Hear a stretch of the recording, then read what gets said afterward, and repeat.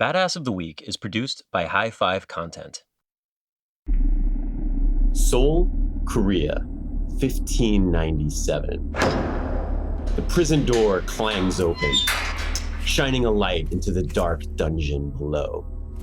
Footsteps descend the stairs, boots on stone, as a group of men move ahead with purpose and determination.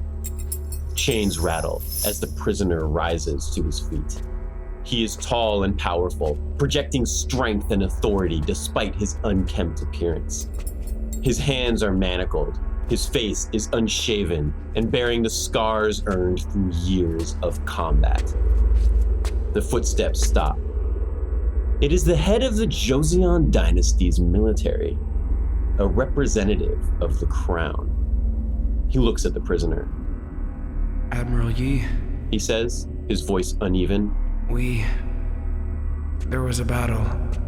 Our fleet was lost. Admiral Yi nods, but says nothing. His face is as hard as the stone of his prison cell. The representative continues. We need you back, Admiral. We need you to take control of what's left and do what you can to save our country. Yi thinks a moment, then nods, clenches his fist. As long as I draw breath, He says, the enemy will never gain the Western Sea.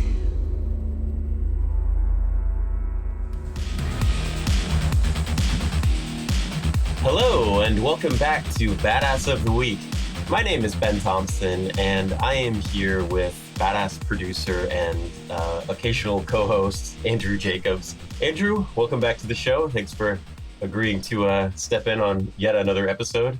I think you're basically a co-host at this point. I'm going to start. Yeah, I think I've graduated from occasional co-host to featured player. Yes. Does this change Whatever that means. Does this change your pay scale? Yeah. Oh yeah, definitely. now it's the big bucks. Yes. Now you can go on. You can add it to your IMDb that you are on-air talent. Yeah, huge. That's all right. I'm talent now, and Yes. I need to, put some interesting writers in my contract. Yeah. That I will force myself to fulfill for myself. Yes. Love it. It's about time, right? Yeah, I love that you are considered talent if you're in front of the microphone, regardless of how talented you might actually be. Yeah, oh yeah, that's true. But I'm thinking I could be a real diva. No green M&Ms or whatever the classic thing was. Yeah, I forget there was like one band that did that, right? It's Van Halen, no brown M&Ms. Van Halen, no brown M&Ms. Yeah. They asked him about it once though, and it was kind of interesting because Van Halen would have a couple of weird things in there, and somebody asked them about it. What's the deal with the brown M&Ms? And Eddie Van Halen said it's because I want to make sure they read the writer. Yeah. And so I'll throw some weird stuff in there to see if they actually read it or not. Because if there's brown M&Ms in the bowl, it's indicative that like they weren't doing other stuff that we asked for. And now we need to double check everything. It's super smart. It totally makes sense. It's like you do want to know that people are like reading, your kind of the important requests, like no fireworks close to my face, Yes, let me know and before also you set off the pyrotechnics. And no brown M&Ms. Yes. If you don't get the brown M&Ms right, you might not get the no fireworks part right. Yeah, I'll note a duck at that specific spot of the song. I always think of Airheads when they had to do their requests. They file classic. Like a football helmet full of cream cheese. I haven't seen that movie in years. Now I feel like I have to go back and watch it. Yeah, I haven't either. But I mean, it's like Steve Buscemi and Brendan Fraser and Adam Sandler, right? It's all big name people. I remember liking it in the 90s. Yeah. I don't know if it holds up or not, but it's a good question. Speaking of things that held up, for some reason I found myself watching the other night Air Force One. Which, by the way, is not on any of the streaming services. So like I had to dig into like my friend's like Plex, nice. Where he has like his you know private collection, and I watched Air Force One, and I'm like, It's a little dated. Yeah, I probably haven't seen that one in 10 years. I remember liking it the last time I saw it though too. So a great mid-90s like action movie, but when you look at that and then you're like, and you'd be, I think it was like, I want to say it was like 95, and you're like, The Matrix would come out like 3 years later. It's like sort of mind-blowing that these movies, you know, were made and even kind of near each other. It's just like, what if the president was on the Air Force One is taken hostage, and then the president has to fight off it's not just a random person, it's the president who has to fight off all of the hijackers, and by the way, fly the plane at the end. That's right. Avoiding MiGs that are like shooting at him.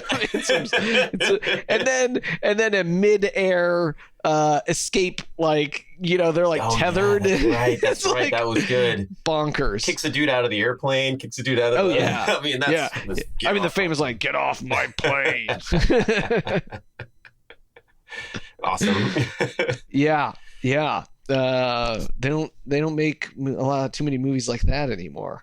Hey, you should get on that, Andrew. You should start making movies like that. Aren't you a Hollywood producer? Yeah, theoretically. I just need prime Harrison Ford playing the president, kicking ass. Yeah. You know, it's a recipe for success. You could probably make that with AI these days. Yeah, that's true. That's true. Air Force 1, 2. Yeah. Okay, well, we are going to talk about one of, I think maybe the greatest, I'm going to go out on a limb and I'm going to say he's the greatest naval commander in history. I mean, you always hear about Nelson, and there's some that are more famous, you know, but I would say that, you know, the stories about Admiral Yi Sun-sin are so incredible that you wouldn't believe that they were real, except that they were written down by both sides, and they both kind of correlate pretty well. I mean, you look at the stats. You just look at the stats, and we'll get there. I'll let you read them off. You look at the stats, and you're like, this guy is like Babe Ruth of, you know, admirals. Yeah. So he's out there hitting, you know, 60 something home runs, while everyone else is hitting like 2. Yeah. He's doing I'm going to try to make an Air Force One connection here, but like, he's just one guy who's up there against like an entire Navy, and he ends up saying, you know, get out of my peninsula. Get out of my sea. Yes. Okay, so here's Admiral Yi Sun-sin. We are going to take a really quick break for advertisements and stuff, and when we get back from that, we're going to talk about Admiral Yi Sun-sin of the Joseon Dynasty, Korea, and how he was possibly the most badass naval commander of all time. And I guess I'll leave you here with just an example of what we're going to be talking about. There's a quote from him that says, "With this sword, I paint the rivers red with my enemy's blood." And that is an inscription that is written on a gigantic sword outside of his tomb. Nice. So, okay, let's take a break, and when we come back, we're gonna do some time traveling.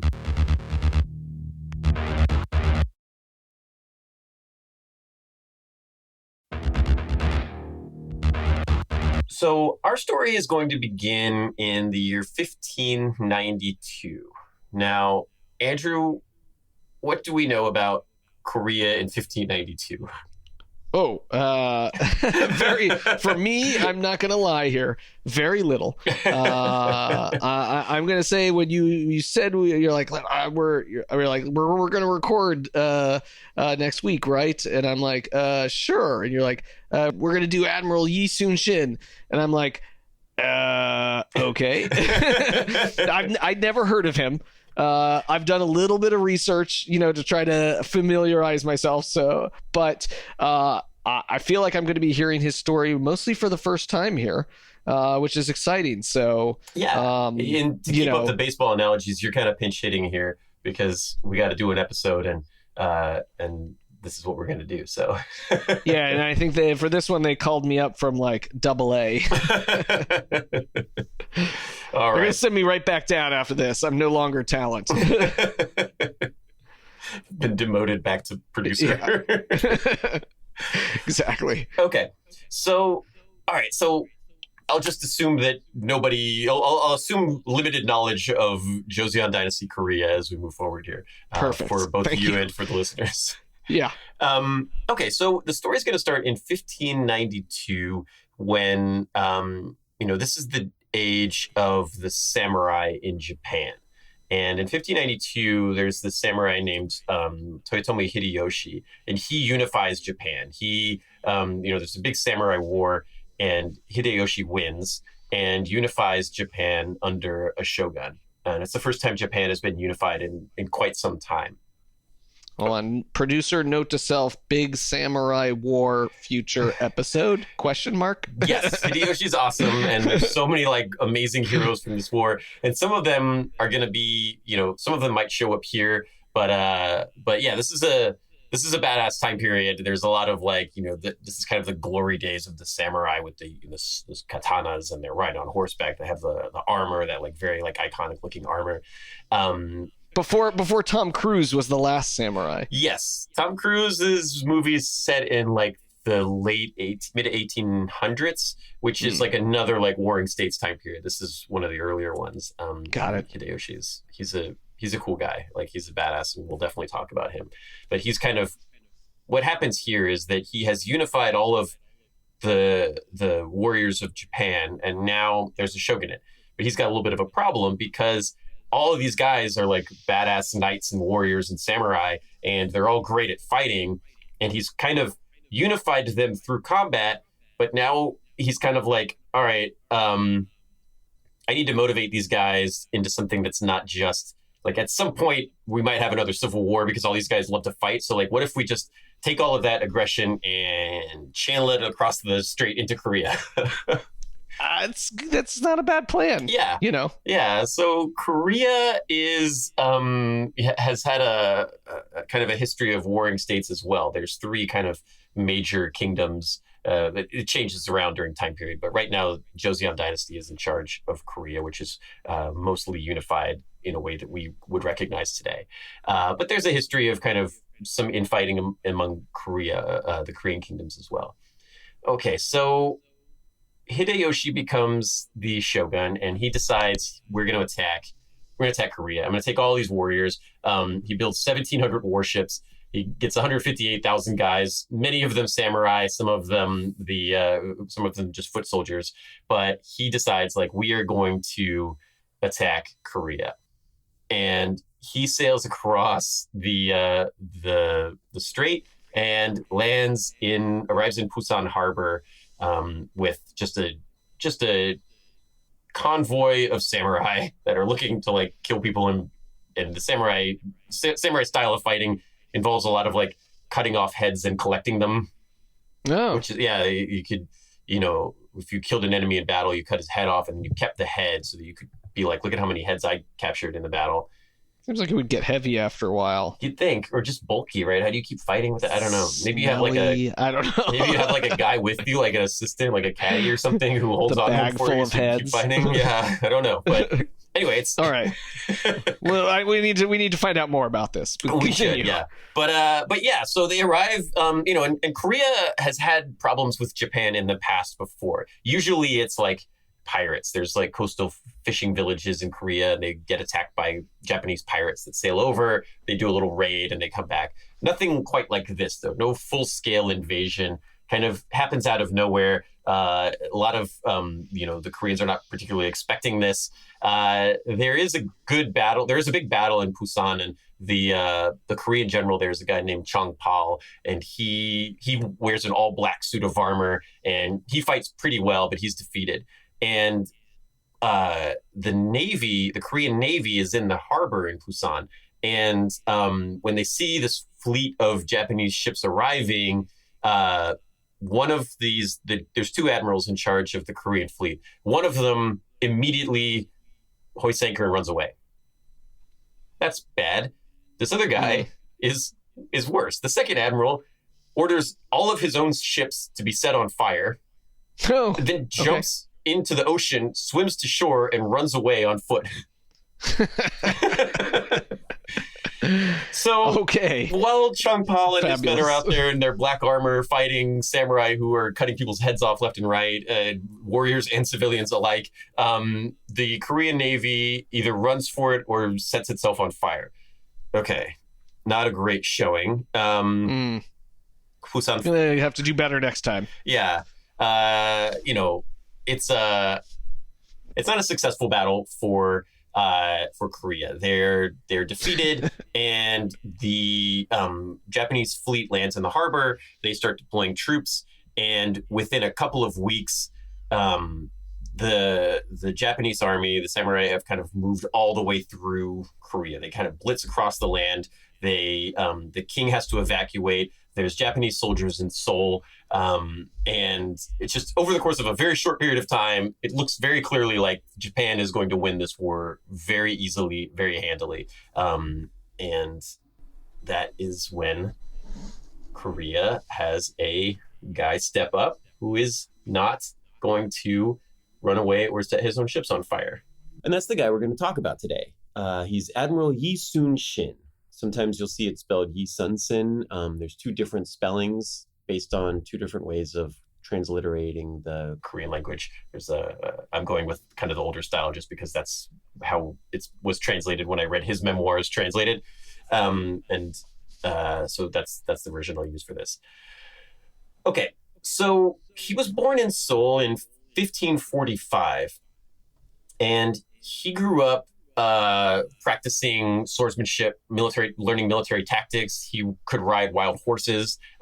He would shoot a bow and arrow really well. He was enrolled in a well-known military academy and was kind of trained from birth to be a warrior and a general. Out of the academy, he gets assigned to defend the northern frontier of Korea. So there's a group of horseback soldiers called the Jurkins. They're up in Manchuria. It's like part of present-day China, but at the time there was this kind of nomadic horse tribe, think like Mongol style, up there that were raiding into northern Korean villages and attacking them and plundering and raiding and all of that. So Admiral Yi, well, he wasn't admiral then, he was Captain Yi or General Yi. He uses his experience and his understanding of war and his tactics to fight against these guys. And he defeats the Jurkins on several occasions. And he's able to defend the border of Korea.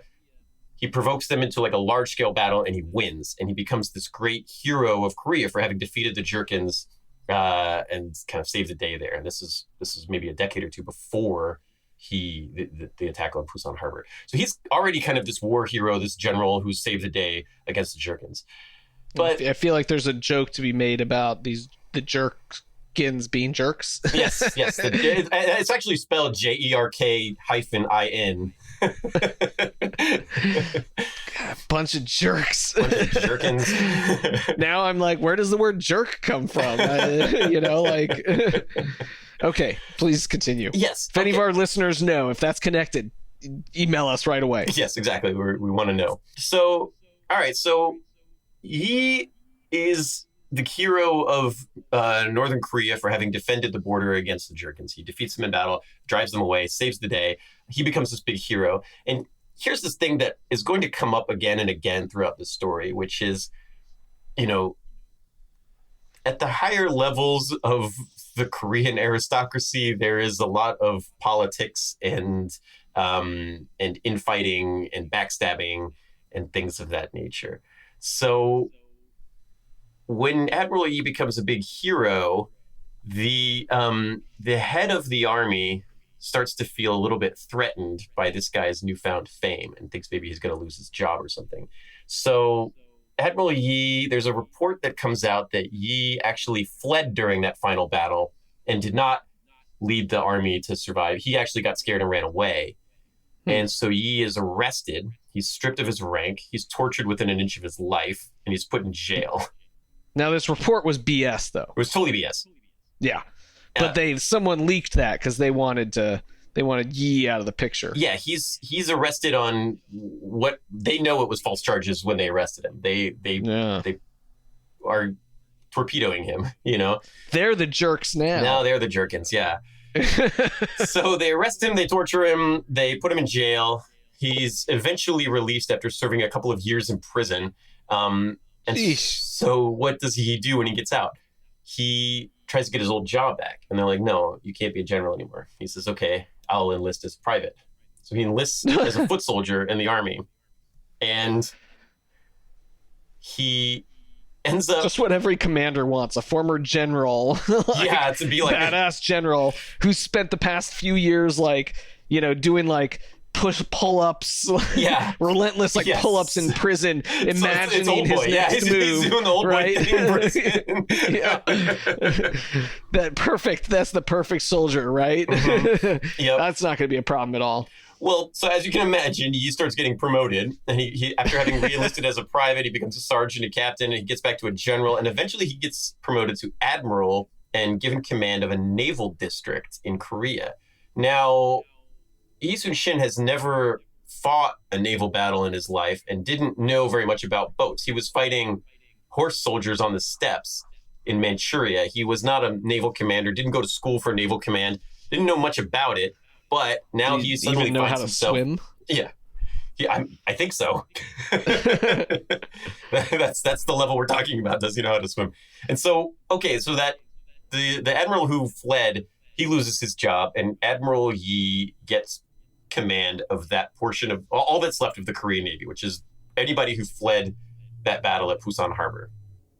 Okay, so now he's got to deal with the Japanese armada, which is like samurai and spearmen, probably ninjas, who knows what's going on with the Japanese army, but there's a lot of ships, and it's a lot of like battle-hardened, well-trained samurai who have literally been fighting a civil war for like 2 decades and have a lot of combat experience.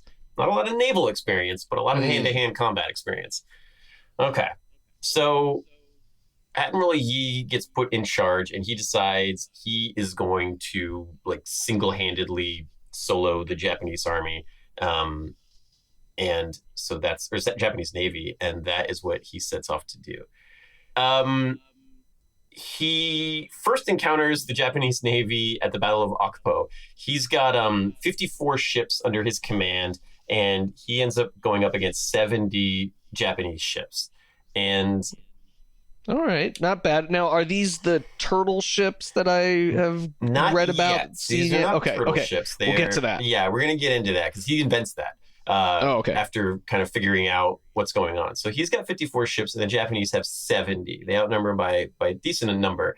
But at Okpo, he smashes the Japanese fleet while taking very little damage. He doesn't lose any of his ships. And he almost completely destroys the Japanese Navy, the Japanese fleet that was opposed against him. He does basically the same thing at the Battle of Sacheon, and I apologize for my poor Korean pronunciation. I am sure I am wrong with the pronunciations of a lot of these things. But there was a group of Japanese soldiers that landed on shore to try to plunder a Korean settlement. Like a fleet had come in, dropped off troops, and Yi swept in behind the fleet and smashed all of the Japanese warships in the harbor. And all of the guys that had gone on shore to loot and plunder, they couldn't escape, and they were all captured and killed. During the battle, Yi is actually shot in the shoulder by a stray bullet hits him. But it doesn't. He doesn't. Just a flesh wound. Yeah, it's just a flesh wound. Doesn't matter. He's totally good. Okay, so now he's won 2 major battles with. He's got like 50 ships, and he's going up against decent sized ships, and he is he's having some success. Now, there's a couple reasons for this. One of them is that he's a naval genius, which we're going to see. He's going to repeatedly be awesome at this, and it's just a thing that he learns. Once he's put in charge of the Navy, he makes a real effort to learn everything he can about sailing and how Navy works and how all of this, how military combat at sea works, and he has a lot of success because he's smart. The other side to this is that there's a difference in the tactics of the fleet tactics between these 2 armies. So the Japanese, as we've said, they have samurai, they've got body armor, they've got spearmen, they've got bowmen. They have guns at this point. We're in the style where you have arquebuses and cannons and things. But the Japanese strategy is to sail as fast as you can to the enemy ships, crash into them, and then get all your Marines on board and kill everybody on their ship. Right? It's kind of the ancient Greek warfare style thing where it's just like, let's crash our boats into each other and fight it out hand to hand. And that seems reasonable when you got a bunch of badass samurai, ready to lop off heads. Right, and you've got samurai in command of all of these fleets, and for those guys, there's not a lot of honor in shooting a guy with a bow and arrow or shooting him with a gun from a reasonable distance away. You want to get up there and cut that guy's head off and put that head in your bag, right? Yeah. So the Japanese style is to attack at point blank range and cut off heads and put them in bags. The Koreans are like, I don't really like my odds in that fight, so I'm gonna do something drastic here. I am gonna put a bunch of cannons on my ship and shoot their boats before they crash into me. Seems like a good idea. yeah, it's a major development in nautical warfare. Let's blast these guys with cannons so that they don't kill us with swords. Let's literally bring a cannon to a sword fight, right? It just might work. Just might work. And so that is one of the innovative strategies that Admiral Yi comes up with during this. Just imagine the Japanese. They're shooting at us. What are we gonna do? I don't know. They can't do that, can they? That's not honorable. Like, how dishonorable is this? You shoot me with a cannon? Come on, fight me like a man, really? Okay, and that's when we get into the turtle ships that you mentioned, because so he puts a bunch of cannons on his ships, and then he comes up with this other idea called turtle ships. And turtle ship does not sound like a badass thing, but when you look at them, they're awesome. They are. Yes. So we're in the days of wooden ships, obviously, because we're in the 1500s. But what they did was they would take a wooden ship and they would plate it with reinforced iron, metal plating, like armor plates on the hull of the ship, and also they would cover the top of it, so it would end up kind of looking like a tube. A little. Yes. Yeah. It would be like a tank on top of the water. Yes, exactly. Think like the ironclad warships from like the Civil War, maybe. That's the style. So these big metal plates on the sides and covering the entire top. Like you couldn't, and then they put spikes on those armored plates. Mm-hmm. And at the front of the ship, they would have this dragon head that would come out, kind of like on a Viking ship, except it was metal, and it would breathe smoke and it would shoot fire out. Metal in both senses of the word. Yes. Metal and like metal. Like metal, dude. Yeah, like spiked smoking dragon head that could shoot flame out of it like a flamethrower. Yeah. I Googled, I was like, okay, I'm reading him up this. I'm like, what the heck is a turtle ship? This sounds ridiculous. And so I Googled, Korean turtle ships, and Google did an autocorrect for me, and I got Korean turtle chips. And apparently that is a thing. Oh. There are Korean brand turtle chips as a tasty snack. Are they made out of turtle, or did they just have like a cute turtle mascot on the bag? It's like a cute turtle. It's like an off-brand Teenage Mutant Ninja Turtle kind of looking thing. All right. But I'm like, is this a play on turtle ships? That it's turtle chips? Like, anyway. I'm gonna have to order some of those. Yeah, we should have gotten some turtle chips for this. All you'd hear is crunching on these microphones, but yeah, it wouldn't be good. Otherwise, Be good for audio. But no, that's not what this is. The turtle ship is like a metal torpedo covered with spikes with a dragon head that shoots fire and breathes smoke when it's not shooting fire.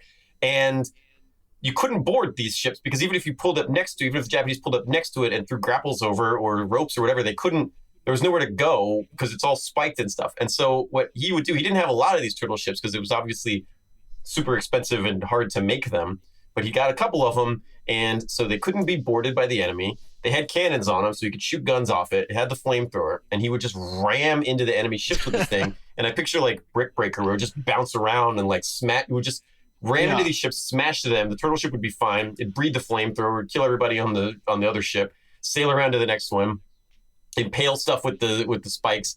Yeah, I would love to see the heavy metal movie version of this because it sounds insane. I mean, they've made a ton of movies and TV shows out of this dude's life. So one of those things has got to be pretty good. Yes. If you're into K dramas, there are many of them. He's the national hero of both Koreas. He's like a national hero in North Korea as well.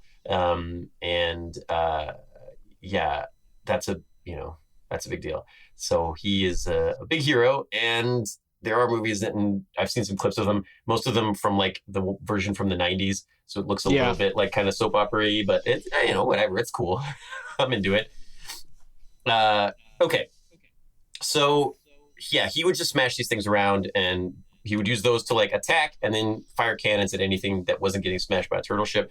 I feel like since we're talking South Korea, I want to make some reference to like, microing a Protoss fleet or something, but I want to make some StarCraft reference here, although okay. I don't know if that's so we're getting into some real nerd stuff now. Alert. Mm-hmm. Okay, so this is going awesome. He's smashing the enemy fleet. He's winning all these battles. He is trying to, so the Japanese have troops on land, and now he's just trying to cut off their ability to reinforce. He's trying to cut off their navy and blockade them out. Okay, so by August of 1592, the successes of Admiral Yi are being noted by the people of Korea, who think he's a big hero, but also by his enemies. And Hideyoshi, the shogun, he decides we got to do something about this fleet. And so on August 14th, he sends like a huge fleet. Well, in early August, he sends a huge fleet to attack Admiral Yi and destroy him. I know I outnumber him. We've got to get this guy. Let's go. And so they're sailing through, and they see on the 14th of August, 1592, the armada from Japan sees a group of Korean warships. There's 6 or 7 of them. It's some kind of vanguard. They're moving through this like pretty narrow strait, and they're turned away. They're running full speed away from the Japanese, and the Japanese Navy pursues them, racing through this narrow strait in a nice, orderly, single file line.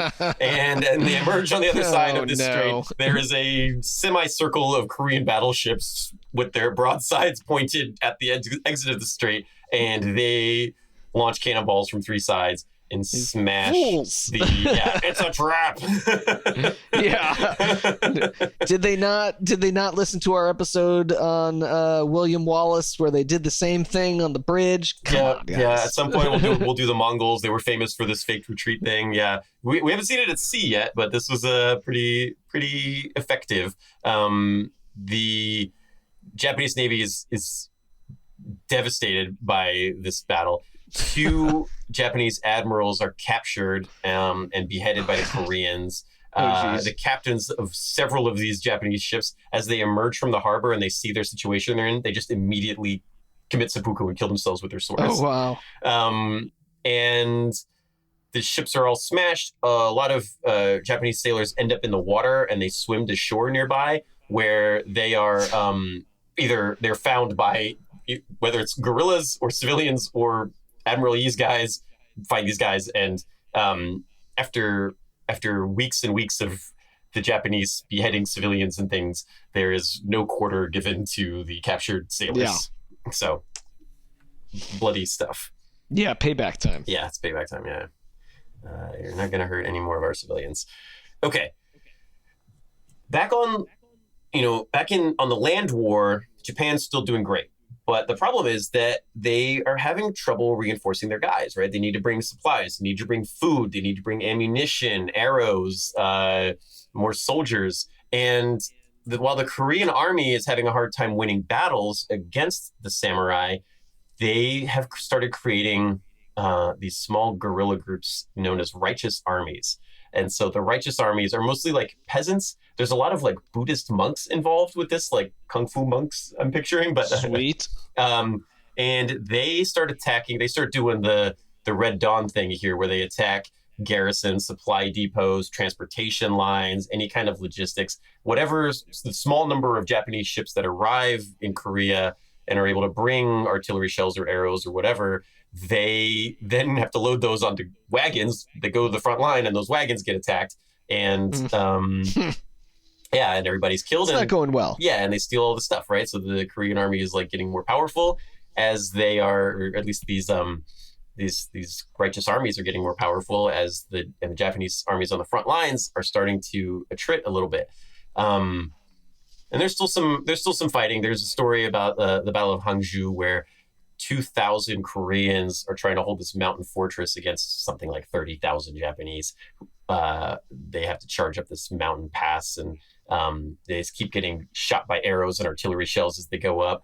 At one point, the Japanese are about to attack this city. It's at the top of this mountain, and there's guys up on the battlements. They're out of arrows, they're out of bullets, they're out of everything. And the women of the city are like carrying just like armfuls of rocks, and the guys up on the battlements will grab a rock and throw it at the guys underneath, and they just keep grabbing rocks and throwing them down. And the Japanese are not able to take the town. Cool. It's a real team effort. Yeah. Eventually, all of this fighting takes the notice of China. The Ming Dynasty is in China, and they don't really love the idea of there being a bunch of Japanese soldiers in the Korean Peninsula either. So they get involved. They attack and capture Pyongyang back from the Japanese. Anyway, the fighting is going on land, and without, the Japanese attack has stalled and is starting to move back. And without these reinforcements coming by sea, they're not going to win this war, and it's becoming obvious. Okay. Japan decides, we're going to call for a ceasefire. So there's a ceasefire declared between Japan and China, Korea. And so, okay, while there's a break in the fighting, the Japanese are able, they actually have a double agent in the Korean court who talks to the king. Ooh. And that guy convinces the king that the Korean Navy needs to be moved to this very specific area known as the Chilchon Straits. Like, hey, you need to move the Navy there because this is going to be the best defensive position. And the king says, okay. And the order comes down to Admiral Yi. Okay, Admiral Yi, you need to move your fleet to the Chilchon Straits to hold that position. And Yi says, hell no, that's not happening. There's no way I'm going to that place. That is a trap. If I've ever seen one, I'm not doing it. I'm not going. It's like, yeah, he's like, new phone. Who this? Yeah, exactly. I have no way I'm doing that. Okay. The king insists you have to go or you're going to lose your command. Admiral Yi says, I am not moving my fleet to the Chilchon Straits. It's not happening. Do what you have to do. So, for the second time, Admiral Yi is arrested, stripped of his rank, tortured, and thrown in jail. Jeez, come on, King. I know. I know. What is this? This guy's out there dominating, and but he's famous now, and that's a threat to these people who are scared of, who are insecure about that sort of thing. And so he is thrown in jail. And his command is given to a guy named Wang Yun, who moves the fleet to the Chilchon Straits. 169 battleships, 30,000 guys, all battle-trained veterans from Admiral Yi's forces, undefeated in combat, undefeated in naval combat. And they walk directly into the trap in the Chilchon Straits, and the entire fleet is horribly destroyed and defeated by the Japanese. To the tune of 13 Korean ships out of those 169 survive. 13 ships managed to slip away. Everything else is destroyed. 200 guys and 13 ships is all that survive.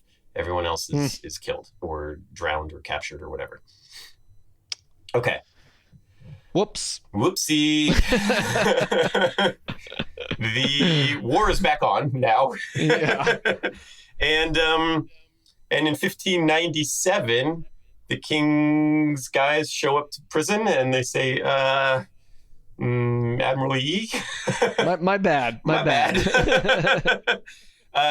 Maybe you could take over as the commander of the Navy again. Okay.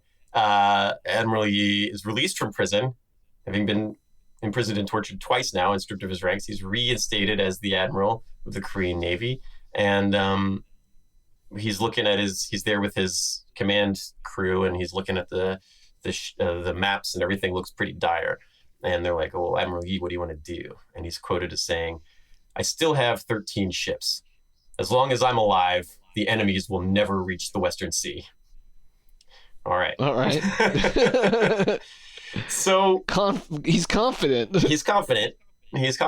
And so he finds himself on the run. The Japanese find out that he's back. He's in charge of these last 13 ships. They got to get this guy, right? So they sent 300 warships after him. Many of them, warships that, the Japanese, they're not, like, they've learned. They've started building cannons. Sure. They've started putting cannons on their ships. It's a slow process, but they're learning. And a lot of these warships now are veterans. They were fighting at the Straits, and they're ready to fight. And 300 Japanese ships start hunting Admiral Yi wherever they can find him. They're hunting him down, and he's got 13 ships. And things are looking kind of dire for Admiral Yi Sun-sin. But as we are going to see, he's a man with a plan. He's a guy who gets things done, and he's not about to lose his first naval battle ever just because he's outnumbered 300. He has a special set of skills that makes him a problem for people like. Yeah. All right. So it's Admiral Yi and 13 ships, the last 200 veterans of his army, and we're going to take a quick break, and when we get back, we're going to see how Admiral Yi is going to get out of this one.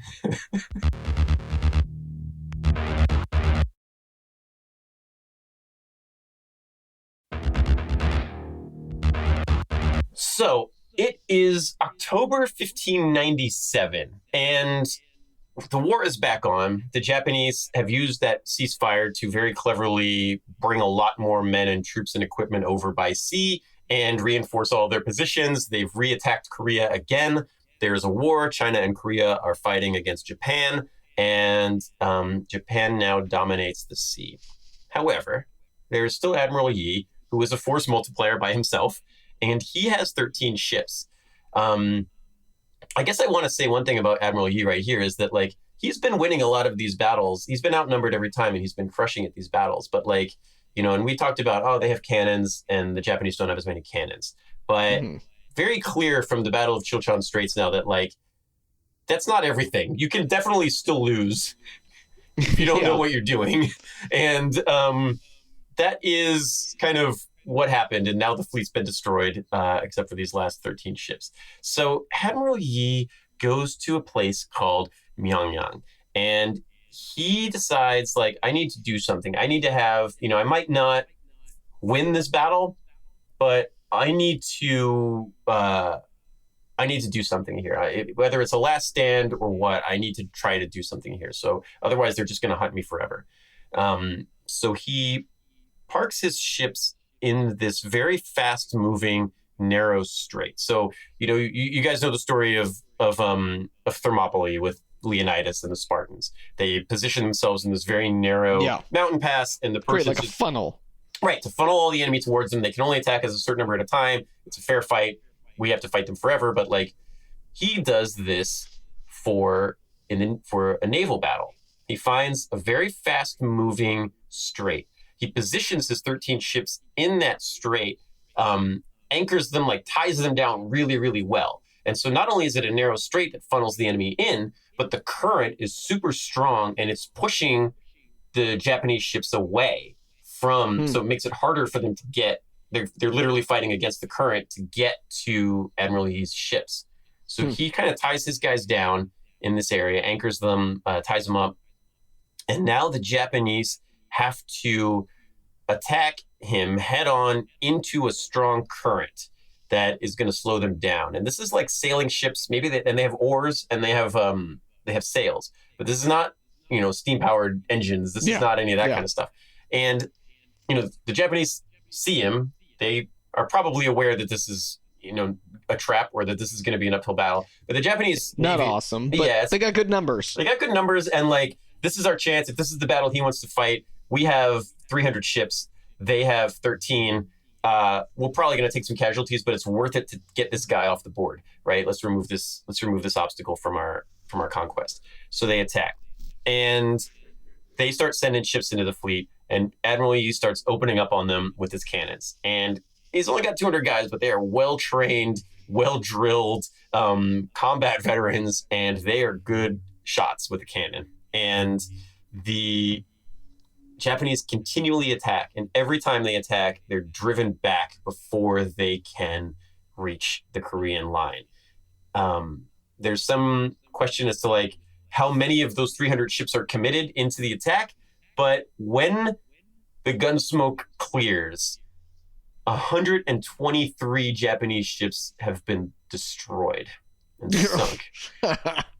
12,000 enemy soldiers are dead.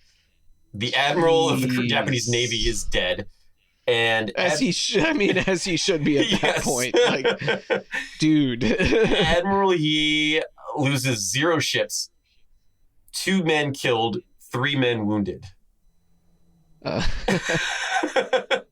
Those guys who were wounded probably just like slipped. Yeah, got a splinter from like reloading. Yeah. They touched the cannon. It was dropped a cannonball. Burnt the cannon was too hot. It was just kind of like they were a little careless. And I mean, these are numbers. His 13 ships destroyed 123 Japanese ships, and like they're various sizes. These aren't all warships. Some of them are like smaller boarding ships and things. But 123 ships, these are the kind of numbers that you would see in ancient history. If you only had one source for this, you'd be like, no, they're exaggerating. But like, the thing that makes the Battle of Myeongnyang so interesting and so unbelievable is that we have the Japanese accounting of this battle, and they were like, what the hell? This guy killed 123 of our ships. Why could we not get him? It's like the very popular what would win, one gorilla or 100 men? Yeah. Have you seen that right now? Yeah, it's like, well, what's gonna win? One admiral. How many third graders did you beat up before they got you? Yeah. I think he was. That's it. This is a rough one for the Japanese. It's a rough battle for them. Yeah. It was transformative because it changes all Japanese naval strategy forever, right? Like we're seeing big battleships and lots of cannons and things in World War II because this was such an embarrassing defeat for the Japanese Navy. Like they stomped Russia in naval battles in the early 1900s, and they decide like we need to commit to Navy and guns in the Navy because this was such an embarrassing defeat for them. The Shogun is just like, bring me that admiral, have him kill himself. And it's like, oh, he's already dead. It's like you said, like good, like he's finally like he should be. And that is like a huge morale. Like it's a backbreaker for the Japanese invasion fleet. Admiral Yi is able to capture some ships. He's able to repurpose ships. He's able to replenish his men, build new ships. He links up with the Chinese because China gets involved, and like they start like with these victories. China's like, all right, well, maybe we can give you guys a little bit more help. They send some ships along, and it escalates to where the Japanese are driven out at land because they can't reinforce, and the Chinese are getting involved. The Japanese get back to their ships, and they start to retreat away from the Korean Peninsula. And Admiral Yi participates in the final naval battle of the war as basically the Japanese are trying to evacuate now. They're on the run, and he's going to press the attack for once. He's going to try to hit them as they're getting ready to leave. He's got 150 ships now, Korean and Chinese, with the reinforcements and stuff. He's attacking the final 500 enemy ships who are trying to retreat back to Japan. And at the Battle of Noryang, he attacks and just demolishes the Japanese fleet as it's running away. Deals these huge losses to it. It's this crippling defeat. The Japanese aren't going to be able to field another navy for 300 years after this that would be worthy of attacking a foreign country.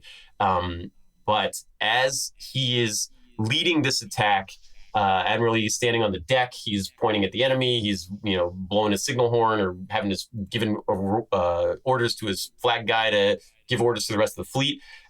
He is shot in the chest by a bullet and falls and is dying. Very Nelson vibes here of he's dying at the moment of his greatest victory. He's shot in his chest and he falls and he's dying. And his assistant goes to him, and Admiral Yi's final words are, "Do not weep. Do not notify my men of my death. Beat the drum, blow the trumpet, wave the flag to attack. We are still fighting. Finish the enemy to the last one." It's that's awesome, right? Just his last words are just "Don't tell him I'm dead. Just kill everyone. Don't let a single one of them survive." Yeah. That's good. He's like, I might not survive this, but I'm still winning this battle. Mm-hmm. Yeah. Very, this is the very action movie, very cinematic for all of the versions of Admiral Yi's life.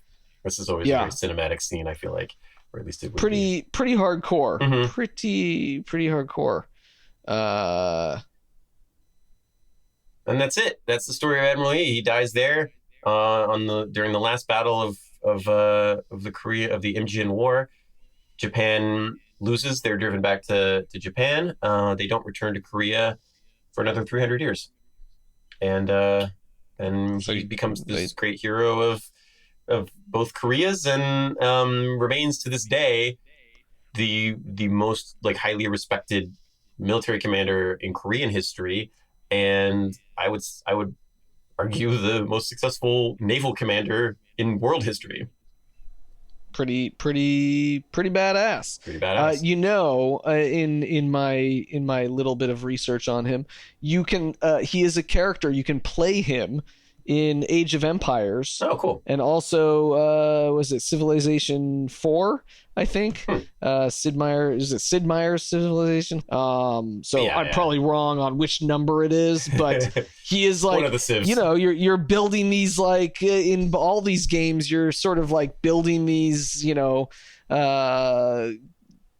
countries and invading people, and he is one of those people you can play as. He would be a good naval commander to have. I would definitely rank his. I feel like that's a hell of an honor. Yeah. When you're immortalized in video, in computer game form, that's because you're so badass. Mm-hmm. Yeah, it's pretty good. Like when we did the Colonel Sanders episode, he's a character in the wrestling game.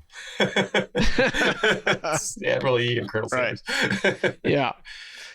And so that's him. There are, like you said, 1 million film versions of him and TV versions. When you don't need to speak Korean to enjoy them because they have subtitles. So perfect. Worth checking out. Admiral Yi, he is entombed next to a giant sword that says, "With this sword I paint the rivers red with my enemy's blood." That's pretty badass. That's a pretty badass way to be remembered. And he's kind of I feel like most tombs are peace, prosperity, the words of wisdom, and this is just blood everywhere. Never stop killing them. Never stop killing the enemy. Heavy metal turtle ships, flaming fire spikes.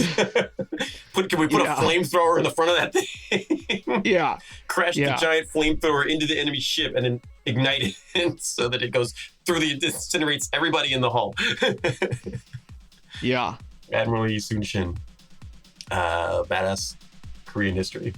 So anyway, that's Admiral Yi. That's Badass of the Week. That's what we do here. That is what we do. Yeah, that's for sure. All right. Well, thank you guys so much for listening. Andrew, thank you for being here. And we, I guess, are gonna sign off for now and see you next week with a new and interesting and probably also violent and bloody badass. Most likely. All right. Stay badass. Badass of the Week is produced by High Five Content. Executive producers are me, Ben Thompson, Dr. Patricia Larish, and Andrew Jacobs. Writing is by me and Pat. Story editing by Ian Jacobs. Mixing and music and sound design by Jude Brewer. Special thanks to Noel Brown at iHeartRadio. Badass of the Week is based on my website, badassoftheweek.com, where you can read all sorts of stories about other badasses. If you want to reach out with questions or ideas, you can email us at badasspodcast@badassoftheweek.com. If you like this podcast, please subscribe, follow, listen, and tell your friends and tell your enemies. And please leave us a rating. We'll be back next week with another one.